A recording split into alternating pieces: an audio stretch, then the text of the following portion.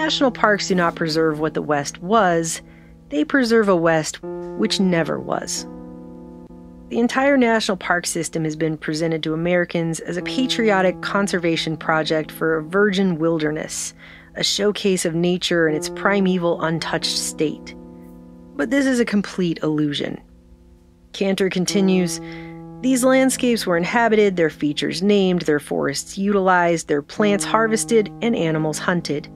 Native Americans have a history in our national parks measured in millennia. They were forcibly removed, and later treaty rights to traditional use, such as hunting and fishing, were erased, often without acknowledgement or compensation. Immediately after these removals, the parks were advertised as a showcase of uninhabited America, nature's handiwork unspoiled. Keep America clean, am I right? It's uncanny to be in a place once inhabited by people for thousands of years, only for them to be purged, and then for everyone else to pretend like they were never there in the first place.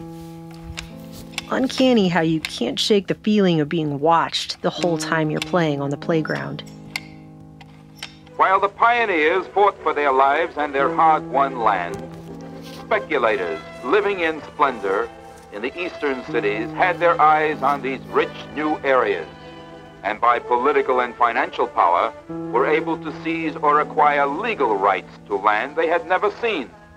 They could destroy the hard work of the pioneer who had no recourse but to accept the decree of their own government.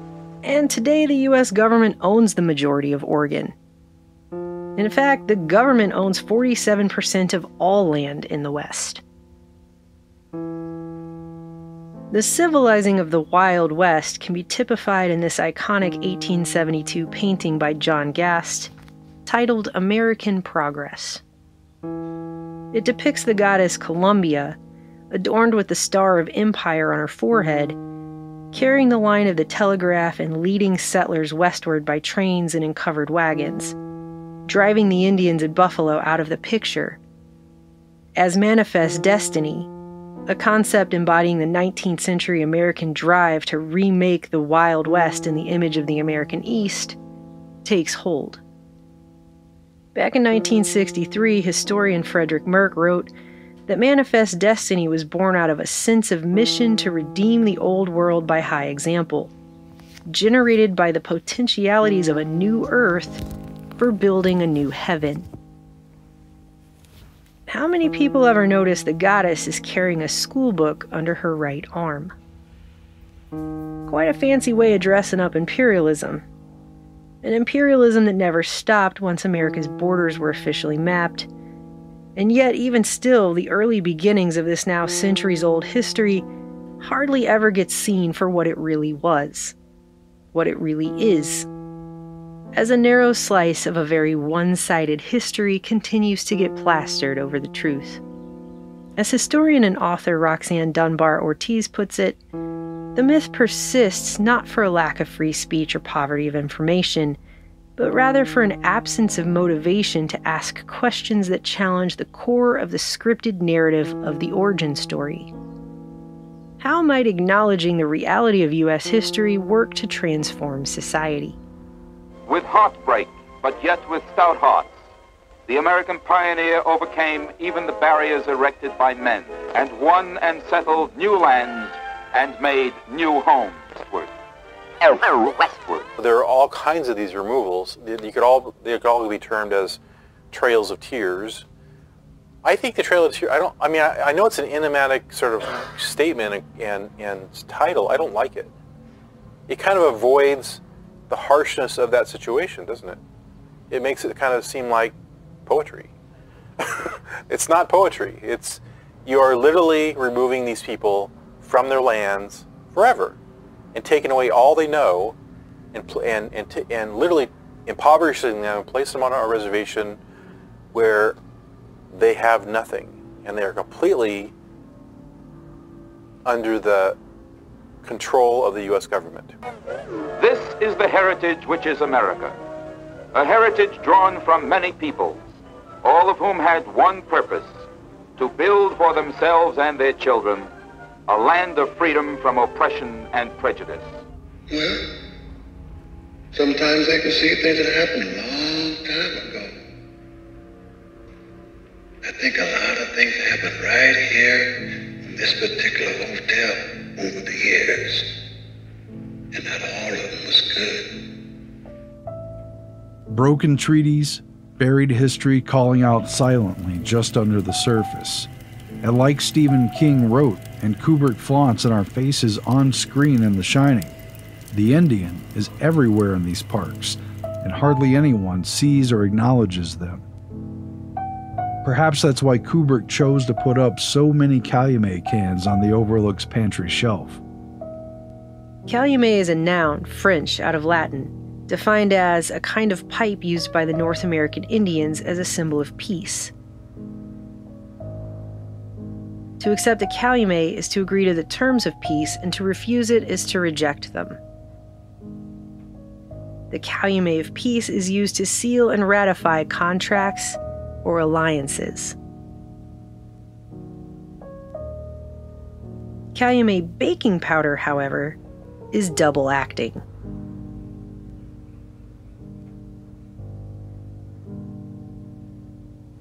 This was always a double game. A devil's bargain.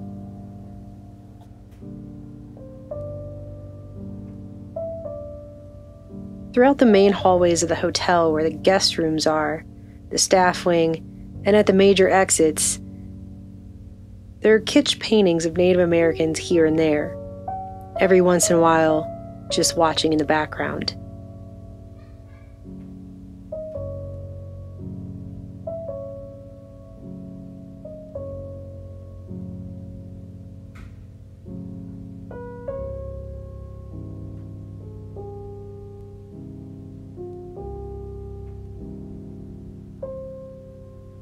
It's a blatantly stark contrast to the main areas of the hotel, such as the games room, lounge, and lobby, the walls of which are practically crammed with more modern framed black and white photos, so many they're basically another character in the film, overlaid and slapped down on the innate native background.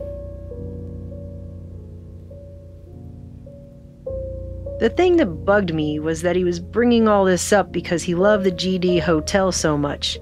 The beautiful Overlook, the traditional Overlook, the bloody sacred Overlook.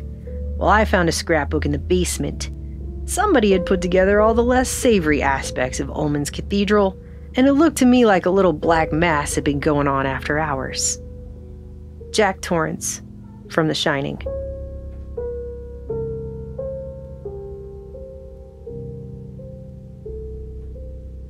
But this damaging cycle, this deadly recursive loop, isn't just repeated on decimated native populations destroyed and forgotten.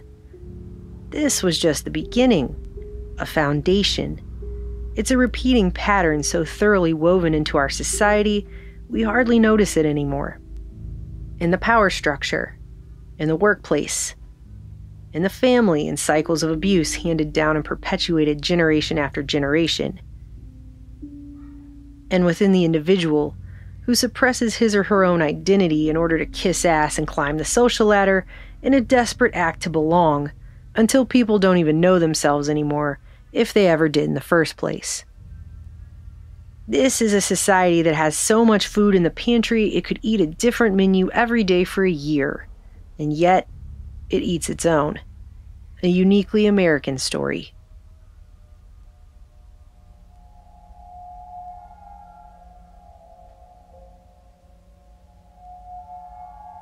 And this is the environment. This is the environment. Where we are taught not to face the uncomfortable past, to accept it. To accept and not react to violence. To make excuses and try to justify it. To ignore it. Or to ignore it altogether. Pretend it never happened.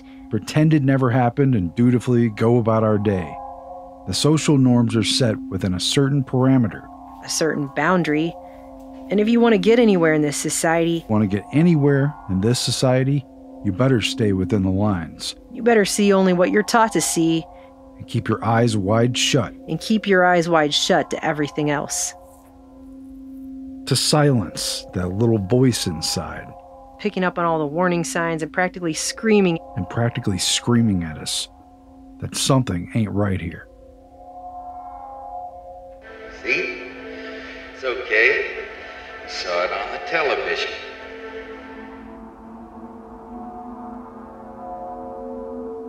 Our brains receive and process sense information from our environment in order to build a model of that environment. A map we base our decisions and resultant behaviors on in order to continue living and surviving in this place.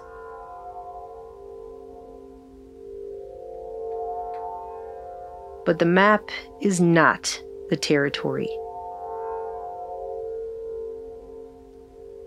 What happens when things keep getting moved ever so slightly out of the corner of our eyes and behind our backs so that we can never fully grasp where we truly are?